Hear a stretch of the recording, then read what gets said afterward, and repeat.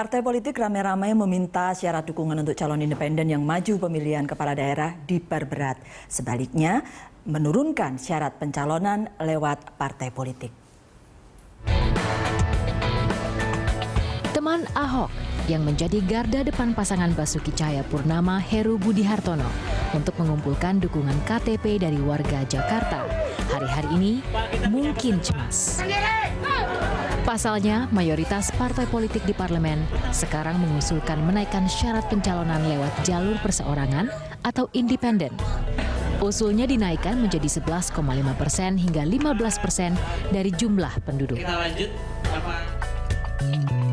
Usulan DPR ini kontras dengan usulan pemerintah yang mempertahankan syarat dukungan antara 6,5% hingga 10% dari jumlah pemilih atau daftar pemilih tetap pemilu terakhir. Jika syarat pencalonan lewat jalur independen diperberat, tidak begitu dengan syarat pencalonan via partai politik. Rata-rata parpol justru ingin diperlonggar alias diturunkan menjadi 15% kursi DPRD atau 20% suara sah pemilu DPRD. Lagi-lagi, ini beradu punggung dengan usul pemerintah yang mematok syarat sesuai Undang-Undang Nomor 8 Tahun 2015. 20% kursi DPRD atau 25% suara sah pemilu DPRD. Apa yang terjadi di parlemen lagi-lagi mencerminkan ketegangan permanen antara keinginan memberi tempat kepada calon independen dalam demokrasi lokal serta mengembalikan parpol sebagai basis demokrasi. Di tengah tingginya partisipasi langsung warga dewasa ini tercermin dari riuhnya partisipasi warga di media sosial. DPR seharusnya tidak egosentris. Jika tidak, calon mumpuni seperti Ahok bisa-bisa hanya menjadi penonton di Pilkada serentak tahun 2017 mendatang. Ya, The Headlines kali ini telah mengundang dari fraksi PDI Perjuangan Mas Arief Wibowo dan kemudian ada Komisioner KPU Ferry Kurnia Rizkiansyah dan ada Mas Hanta Yuda dan Bang Don Bosco Slamun. Terima kasih sudah hadir di The Headlines. Panja revisi RUU Pilkada begitu. Dan kemudian ramai menjadi pembicaraan di media kemarin karena menurunkan syarat dukungan dukungan lewat partai dan menaikkan syarat independen. Orang mengkaitkannya langsung ke Jakarta, Bang Don. Iya, memang apakah ini sebuah coincidence atau sebuah desain? Memang susah sekali untuk memisahkan bahwa ini seolah-olah mau menjegal Ahok. Teman-teman di DPR ini memang masih ada peluang, misalnya Ahok bisa saja kalau dengan cara seperti ini diperberat itu bisa saja kemudian kembali dicalonkan oleh partai, kan masih terbuka, belum tertutup sama sekali sebetulnya untuk kemudian dicalonkan oleh partai. Saya kira tetapi ini sebetulnya kan cerita yang memperlihatkan teman-teman mungkin bukan saja membuat demokrasi kita mundur, jalan di tempat, tapi juga mundur gitu. Memutar mundur jarum jam itu Mas Arief, menurut beberapa pengamatan. Itu kan kesan yang kemudian orang luar bisa dapatkan. Kenapa? Perasaan itu kan bisa subjektif.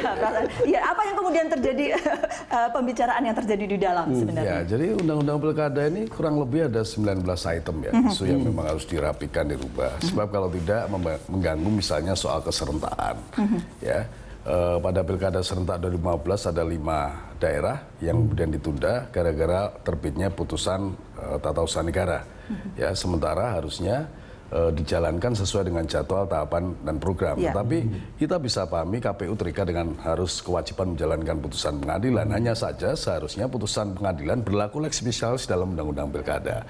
Sehingga tidak ada lagi penundaan. Terakhir terbit harusnya tanggal 13 November.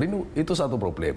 Kemudian kecepatan dan efektivitas dalam menyelesaikan sengketa. Itu juga satu problem. Maka di dalam pembahasan kemarin kita bicarakan tentang kemungkinan menambah kewenangan Bawaslu untuk menyelesaikan sengketa yang sifatnya administratif. Ya, kemudian meluruskan kembali tafsir yang ditetapkan oleh Mahkamah Konstitusi melalui peraturan Mahkamah Konstitusi tentang pengertian persentase tertentu dalam kerangka termasuk persentase dukungan mengadili perselisihan hasil pemilihan ya. Kemudian juga menyangkut soal lahirnya beberapa putusan Mahkamah Konstitusi yang sebaiknya memang diakomodir dalam perubahan undang-undang. Jadi banyak hal termasuk daftar pemilih ya, apakah diperlukan lagi daftar pemilih tambahan 1-2 ya. Sementara syarat untuk datang ke bilik suara untuk memberikan suaranya cukup dengan KTP elektronik. Nah, bersamaan dengan itu memang ada isu menyangkut calon perseorangan. Jadi begini, ini kan semua calon baik berangkat dari partai politik maupun perorangan kan akan menjadi gubernur, bupati, wali kota dengan derajat dan otoritas yang sama. Jadi calon gubernur, bupati, wali kota yang nanti terpilih tidak berlaku sebagai setengah gubernur, setengah wali kota, setengah bupati. Sebab apa? Ya, masing-masing ada dalam proses yang sama. Nah, kalau prosesnya sama kan harus ada kesetaraan, ada proporsionalitas, ada keadilan. Maksudnya, nah, karena itu maka karena itu yang didukung oleh lewat perorangan maupun lewat partai politik itu harus ada kesetaraan. Oh, begitu. Jadi kenaikan saya itu ingin mengatakan, sebentar, jangan dipotong dulu. Saya akan menjelaskan tentang putusan MK. Jelas, pertimbangan putusan MK adalah itu merupakan open legal policy kepada pembentuk undang-undang sepanjang pengaturannya tidak melampaui pengaturan yang dilakukan terhadap calon yang berangkat dari partai politik. Gitu loh. Nah, artinya begini, misalnya kalau partai politik menetapkan dukungannya adalah 15%, kemudian untuk perorangan 20%, lah itu menyalahi putusan MK. Nah, kalau kemudian pengaturannya di bawahnya kan tidak ada masalah, begitu loh. Nah, lagi pula untuk agar kesetaraan, saya ingin katakan sebenarnya hal-hal yang penting untuk dicermati dalam konteks ini. Jika partai dalam posisi mulai tertib, mulai disiplin, kemudian malah terbuka yang basisnya individualisme lebih dilonggarkan, saya curiga jangan-jangan ini soal strategi para mafia saja untuk menggerakkan modal berpindah dan kuasa. Saya boleh ini ya, jadi intinya adalah kesetaraan begitu ya antara partai dengan calon independen kita sebutnya. Kesetaraan bukan sama berarti. Jadi kalau 11,5 ke 15 sama seperti 15 sebelum kan sampai ke sana, ya. saya akan jawab itu. Tapi saya ingin berangkat ini bukan sekedar soal DKI ya, soal ibu kota. Karena kita bicara sistem, bicara Indonesia. Jadi munculnya ide atau peraturan tentang diperbolehkan jalur alternatif. Saya mengistilahkan jalur alternatif independen. Jalur utama tetap partai. Saya pada posisi ingin memperkuat partai politik kalau proses ini. Apa keuntungannya? Satu, ini bisa menjadi instrumen untuk menstimulus proses pembenahan rekrutmen di partai politik. Jadi kalau proses rekrutmen di partai politik itu demokratis, berbasis meritokratis, jadi kapabilitasnya betul yang dilakukan, bukan berbasis isi tas misalnya, betul-betul modal sosial, bukan modal finansial, dan itu bisa dibenahi dengan baik menurut saya dengan sendiri. Jalur alternatif bernama calon independen itu tidak laku. Kalau saya ingin menjadi kepala daerah, daripada repot-repot mencari KTP, mending saya daftar di partai-partai politik, punya mesin politik, lebih mudah, terbuka, dan seterusnya. Itu poinnya.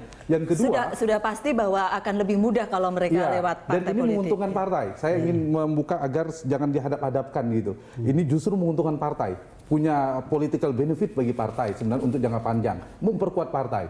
Yang kedua, bagi publik juga, bagi masyarakat juga ada jalur alternatif. Ketika misalnya ada sumbatan, Mas Ferry sebagai calon kandidat yang kuat, agak sulit, atau Mas Arief saja, ini kandidat luar biasa bagus, tapi tersumbat masuk melalui PDIP, tetapi bisa melalui jalur alternatif misalnya. Tempat justru kita membiayai para calon. Nah, bisa sebaliknya, misal untuk kasus seperti itu. Itu juga bisa terjadi sehingga memperkuat juga. Yang ketiga, karena kita kalau nasional sistem presidensil. Nah, masuk ke lokal itu kan basisnya agak berbeda. Punya otoritas yang sama, saya setuju tadi. Betul-betul ada yang dipilih memang individu. Jadi presiden itu ya dipilih oleh rakyat, kemudian ada DPR di sana diwakili dua. Beda dengan bangunan parlementer. Nah, poin yang ingin saya katakan adalah tidak bisa juga kita mengatakan sistem dari jalur non partai ini melemahkan partai. Menurut saya tidak. Justru memperkuat. Pada titik tertentu saya memimpikan, merindukan proses partai ini yang banyak. Dari pemilu ke pemilu, memang calon independen itu naik terus ya ininya. Iya, dari mulai 3 naik walaupun tidak terlalu signifikan naiknya. Persyaratannya Cuman dalam konteks persyaratannya memang cukup di 2008 itu kan 3%, sekarang 6,5% kan seperti itu. Itu saja. Bahkan gini, terkait dengan soal tanpa saya harus masuk dalam wilayah politik yang sekarang sedang digodok oleh DPR dan pemerintah, KPU juga mengusulkan terkait dengan bagaimana supaya proses pilkada ini juga menjadi lebih terbuka. lebih menarik dalam artian seluruh anasir bangsa, seluruh masyarakat yang memang punya potensi untuk ikut serta dalam aktivitas pilkada itu bisa dilakukan. Makanya misalnya kenapa kita mencantumkan bahwa untuk yang ada di DPRD tidak perlu ada threshold. Ketika dia sudah ada di DPRD, maka misalnya partai itu bisa mencalonkan. Ya udah ikut aja langsung. Ikut saja gitu. seperti itu. Yang kedua terkait dengan soal persorangan, tidak perlu dengan 6,5% ini diturunkan saja grade-nya sesuai dengan Undang-Undang tahun 2008. Berapa? Di 3,5%. Jadi kontestasi politik yang dibangun dalam aktivitas pilkada itu kan lebih menarik. Bahkan yang namanya calon tunggal itu bisa jadi tidak akan muncul. Itu mengatasi calon tunggal yang kemarin berjumlah cukup banyak ya kemarin itu soalnya. Setidaknya di Blitar dan juga di menurut saya begini aja. Tasik. Ini kan problem antara bagaimana teman-teman DPR membuat undang-undangnya sama fakta yang ada di lapangan. Kalau lihat pertumbuhan calon independen, saya termasuk yang percaya akan makin banyak. Lalu ketika makin banyak, ini kan cerita calon independen yang sekarang mungkin akan menghasilkan sesuatu yang bagus, itu juga akan menimbulkan pertumbuhan yang juga akan lebih tinggi. Artinya rakyat makin cerdas untuk mencari pemimpin.